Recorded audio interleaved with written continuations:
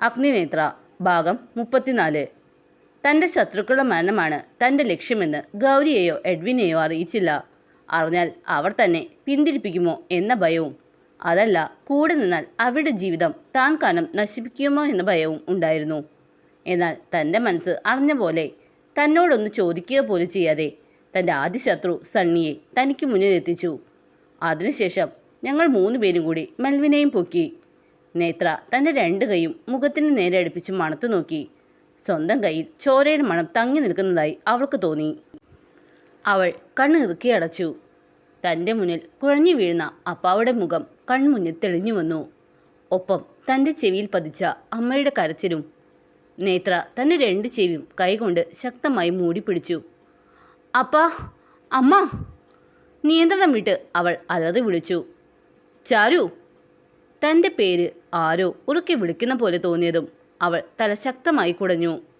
തന്നെ തോളി പിടിച്ച് ആരോ ബലമായി തിരിച്ചു നിർത്തുന്നത് അവൾ അറിഞ്ഞു. ക്ഷീണത്താൽ അടഞ്ഞു പോകുന്ന കണ്ണുകൾ അവൾ വലിച്ചു തുറന്നു.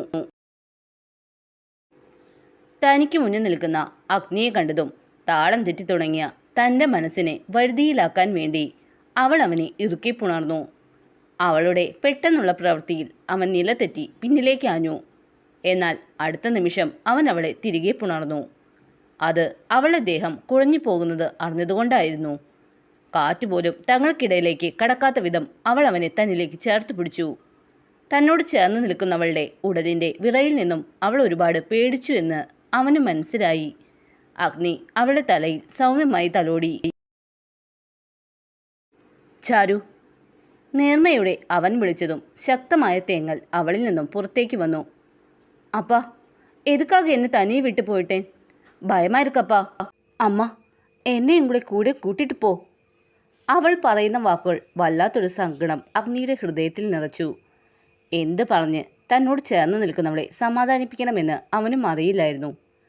അതേ നിമിഷം അത്രയും നേരം തന്നെ ശക്തമായി ചേർത്ത് പിടിച്ചിരുന്ന കൈകൾ അയയ്ക്കുന്നത് അഗ്നി അറിഞ്ഞു. നേത്രയുടെ ദേഹം തളർന്ന് അവൾ ബോധം മറഞ്ഞ് വീഴുവാൻ തുടങ്ങിയതും അഗ്നി അവളെ തൻ്റെ നെഞ്ചോട് ചേർത്ത് പിടിച്ചു. കൈകളിൽ ഉയർത്തിയെടുത്ത് റൂമിലേക്ക് നടന്നു. കട്ടിലേക്ക് അവളെ കിടത്തി അവൾക്കടുത്തായി അവൻ ഇരുന്നു. വാടിയ താമരത്തണ്ട് പോലെ കിടക്കുന്നവളെ കാണും തോറും അഗ്നിയുടെ കണ്ണുകൾ നിറഞ്ഞു. അവിശ്വസനീയതയോടെ അവൻ ആ നീർത്തുള്ളി തുടച്ചെടുത്തു. എന്തിനു വേണ്ടിയാണ് തനിക്ക് ആരുമല്ലാത്തവൾക്ക് വേണ്ടി തൻ്റെ കണ്ണ് നിറയുന്നത് എന്നവൻ സ്വയം ചോദിച്ചെങ്കിലും അവന് ഉത്തരം ലഭിച്ചില്ല. നിന്നിൽ അറിയുവാനായി ഇനിയും ഒരുപാട് നിഗൂഢതകളുണ്ടെന്ന് എനിക്കറിയാം ചാരു. ഇത്രയും നേരം അതറിയുവാൻ എനിക്ക് താല്പര്യമുണ്ടായിരുന്നില്ല. പക്ഷേ ഈ നിമിഷം നിന്നെ ഇത്രമേൽ തകർന്നു കാണുമ്പോൾ അതിനു പിന്നിലെ കാരണം എനിക്കറിയണം. അറിഞ്ഞിരിക്കും ഈ അഗ്നി. അവളെ നോക്കിയിരുന്ന് അവൻ മനസ്സാലെ ഉറച്ചു തീരുമാനമെടുത്തു. കട്ടിലിനടുത്തിരിക്കുന്ന ടേബിളിൽ നിന്നും ജഗ് എടുത്ത് അതിൽ നിന്നും വെള്ളമെടുത്ത് അഗ്നി നേത്രയുടെ മുഖത്തേക്ക് തളിച്ചു. മുഖത്ത് വെള്ളം വീണതും അവൾ കണ്ണ് ചിമ്മി തുറന്നു. കണ്ണു തുറന്നതും തനിക്ക് തൊട്ടരികിലിരിക്കുന്ന അഗ്നിയെ കണ്ടതും അവൾ പെട്ടെന്ന് എഴുന്നേൽക്കാൻ തുടങ്ങിയതും പിന്നിലേക്ക് വീണ്ടും മാഞ്ഞുപോയി. എന്നാൽ അവൾ വീഴും മുന്നേ അഗ്നി അവളെ താങ്ങി. സൂക്ഷിച്ച് ചാരു! സൗമ്യതയോടെ അവൻ പറഞ്ഞതും അവളുടെ നോട്ടം അവൻ്റെ കണ്ണുകളുമായി ഉടക്കി. പെട്ടെന്ന് എന്തോ ബോധം വന്നതും അവൾ അവൻ്റെ മുഖത്തു നിന്നും നോട്ടം മാറ്റി അവനെ പിന്നിലേക്ക് തള്ളി മാറ്റി. അവളുടെ തള്ളലിൽ അവൻ അവളിലുള്ള പിടിവിട്ടു. തലയിൽ കൈ താങ്ങി നേത്ര കുറച്ചു മുന്നേ നടന്ന കാര്യങ്ങൾ ഓർത്തെടുത്തു. അഗ്നിയെ കെട്ടിപ്പിടിച്ചത് ഓർമ്മ വന്നതും അവനെ മുഖം ഉയർത്തി നോക്കാൻ അവൾക്ക് ചളിപ്പ് തോന്നി. അറിയോ ഓക്കെ? അഗ്നി ചോദിച്ചതും അവൾ അതെ എന്ന പോലെ തലയാട്ടി. അത് കേട്ടതും അഗ്നി അവൾക്കടുത്തു നിന്നും എഴുന്നേറ്റു. തന്നെ അവൾ നോക്കുന്നില്ല എന്നത് അഗ്നി ശ്രദ്ധിച്ചു. അവന് അതിൻ്റെ കാരണവും മനസ്സിലായി. എങ്ങനെ ഈ കല്യാണ നാടകത്തിൽ നിന്നും രക്ഷപ്പെടുമെന്ന് തല പുകഞ്ഞാലോചിച്ച് ബോധം പോയതാണോ? അഗ്നി പരിഹാസത്തോടെ ചോദിച്ചതും അവൾ അവനെ ദേഷ്യത്തോടെ നോക്കി. ശേഷം പതിയെ എഴുന്നേറ്റ് അവന് മുന്നിൽ ചെന്ന് നിന്നു. അവനെ ഒന്ന് നോക്കി അവൾ ബാൽക്കണിയിലേക്ക് നടന്നു. അവൾക്ക് പിന്നാലെ തന്നെ അഗ്നിയും ചെന്നു. അവളെ എന്തെങ്കിലും പറഞ്ഞു ചൊടിപ്പിച്ച് അവളെ ചളിപ്പ് മാറ്റുക എന്നത് മാത്രമായിരുന്നു അവൻ്റെ ഉദ്ദേശം. അപ്പോൾ അത് തന്നെ കാര്യം. ഇവിടെ നിന്നും രക്ഷപ്പെടാൻ ഒരു മാർഗവും ആലോചിച്ച് കിട്ടാതായപ്പോൾ ഉള്ള ബോധം പോയതാണല്ലേ? അവൻ പരിഹാസത്തോടെ ചോദിച്ചതും അവൾ അവനെ തിരിഞ്ഞു നോക്കി അവന് മുന്നിൽ ചെന്ന് നിന്നു. അതാലോചിച്ച് ബോധം പോകേണ്ട കാര്യം എനിക്കില്ല. കാരണം അഗ്നിസാറിന് താല്പര്യമുണ്ടെങ്കിലും ഇല്ലെങ്കിലും ഈ കല്യാണ നാടകം അടുത്ത 6 മാസം മുന്നോട്ട് കൊണ്ടുപോകേണ്ടത് എൻ്റെ ആവശ്യമാണ്. അവളത് പറഞ്ഞതും എന്തെന്ന പോൽ അവൻ അവളെ നോക്കി. മനസ്സിലായില്ലേ? ഇവിടെ എങ്ങനെയെങ്കിലും കയറി പറ്റണമെന്നത് എൻ്റെ ലക്ഷ്യമായിരുന്നു. അതിനുള്ള മാർഗമായി തന്നെ ആണ് നിങ്ങളുടെ ഓഫീസിൽ ഞാൻ ജോലിക്ക് കയറിയത്. നിങ്ങളുടെ കല്യാണം മുടക്കുമ്പോൾ വലിയ പ്രതീക്ഷയൊന്നും ഉണ്ടായിരുന്നില്ല. അവൾക്ക് പകരം നിങ്ങൾ എന്നെ തിരഞ്ഞെടുക്കുമെന്ന്.